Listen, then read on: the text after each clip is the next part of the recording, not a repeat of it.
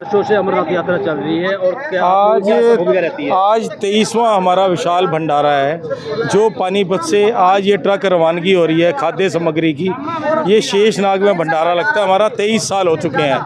हज़ारों की तादाद में वहाँ पर लोगों के लिए हम पूरी व्यवस्था करते हैं, सोने की व्यवस्था, खाने की, रहने की, दवाइयों की, कंबल की, जूते की, हर तरीके की पूर्ण व्यवस्था रहती है।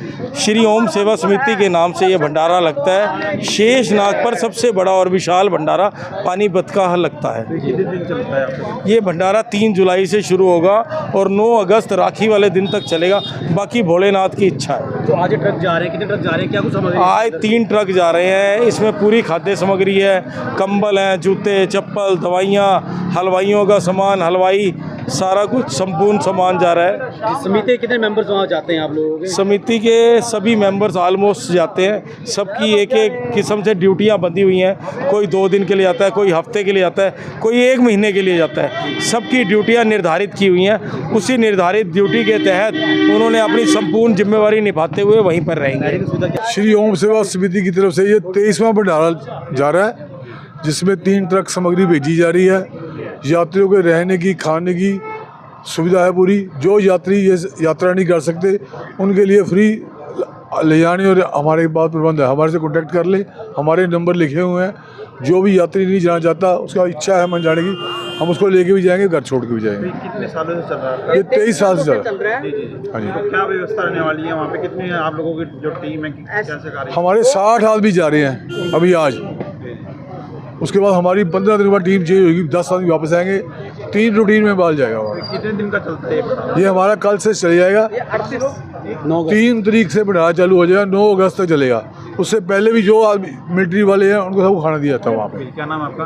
अजय कुमार मल्होत्रा। के ऊपर लगता है और हमारे शेषनाग के ऊपर जो है 2000 आदमी डेली आते हैं और मतलब 36 दिन तक ये हमारा भंडारा चलेगा। मेरा नाम रामकिशन बोला है और हम भगवान शंकर की दिल से सेवा करते हैं और 63,000 आदमी से ज़्यादा हमारे मतलब वहाँ पर शेषनाग पर आते हैं, क्योंकि जो गुफा से चलेंगे वो भी हमारे यहाँ रुकेंगे और जो नीचे से जाएंगे वो भी हमारे यहाँ रुकेंगे। इसीलिए हमारा भंडारा श्री ओम सेवा समिति नंबर 1 पर है। बोलो शंकर भगवान की जय। हम इस संस्था से जुड़े हुए हैं, ओम सेवा समिति। ये बाबा बर्फानी के दरबार में शेषनाग पर वहाँ पर भंडारा लगाते हैं हम। वहीं पर हमारा पक्का स्ट्रक्चर है, रहने की सुविधा है, खाने की सुविधा है, मेडिकल की सुविधा है और भी जिसकी कोशिश करते हैं, हर सुविधा देने की कोशिश करते हैं वहाँ। ये लगभग 23वां भंडारा है अब। 23 साल से बीच में कोरोना काल में तो नहीं हो पाया और इस साल तो हमारे यहाँ 2 जा रहे हैं बिल्कुल पानीपत से। मैं कुदरती दोनों में हूँ मेंबर।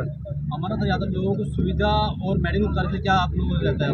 वहाँ पर जो भी सुविधा दे सकते हैं, जैसे खाने की, चाय की, सोने की, कपड़े की, कंबल की, जूते की, वो तो देते ही देते हैं।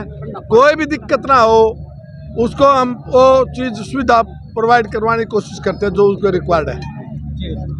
देव महादेव, भूखे को अन्न, प्यासे को पानी, जय हो बाबा बर्फानी।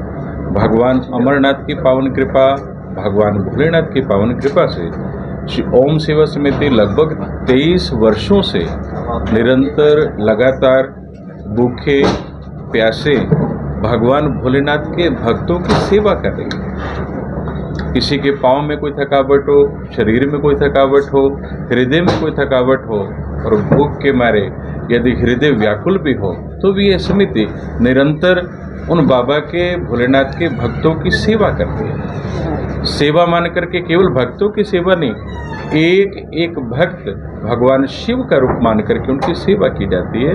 और उस सेवा का ही प्रारूप है कि निरंतर 23 वर्षों से आप और हम सब लोग मिलकर के पानीपत के नगर वासियों के द्वारा मिलकर के एक विशाल शिविर का आयोजन किया जाता है। भगवान अमरनाथ की पावन कृपा सब पर बनी रहे, सब पर बरसती रहे और इसी तरह आप और हम सेवा में लगे रहें। निरंतर ये सेवा बढ़ती रहे, लगे रहें और भगवान की कृपा में रंगे रहें। भोलेनाथ के बारे में कहा जाता है तो पानी और पत्तों से ही खुश होते हैं, ज़्यादा कुछ करने के और जल्दी प्रसन्न होने वाले देवता हैं। वास्तव में भगवान भोलेनाथ अपनी सेवा से प्रसन्न नहीं होते, भगवान परोपकार से प्रसन्न होते हैं।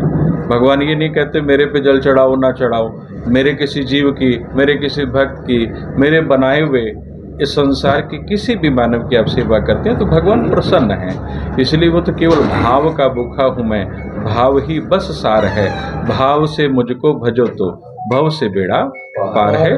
तो भगवान भोलेनाथ भाव के भूखे हैं, भाव से यदि जल भी अर्पण करें तो भी उनको समर्पित है, स्वीकार है। और भाव से जो भी कुछ अर्पण किया जाता है, पत्र पुष्पम फलम तोयम, भगवान भोलेनाथ उसे स्वीकार करते हैं। और वास्तविकता में भगवान भोलेनाथ अपनी सेवा से नहीं, जन सेवा से, समाज सेवा से, भगवान के बनाए हुए इन जीवों की सेवा से भगवान अत्यंत प्रसन्न रहते हैं। तो ऐसी भगवान की महिमा है।